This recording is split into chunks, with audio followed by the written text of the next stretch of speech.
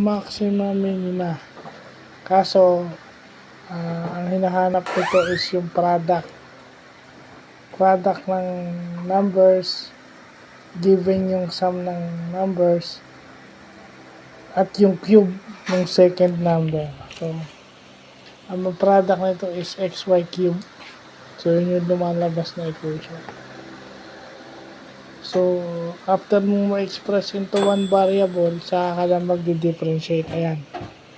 Magkasama na yung nakuha natin online at saka yung sarili example. So, yun yung importanteng nakikita natin ngayong araw na to. Ang daming ways na mag-solve ng maxima, minima. Pero ang pinakagusto ko is itong integer kasi wala kang kailangan i-drawing dito eh. Mag-a-assign ka lang ng variable. So, walang kailangang sketch. So, ito yung pinaka-paborito ko siguro at ito yung mga gustong-gusto kong sinusolve. So, yun lang po.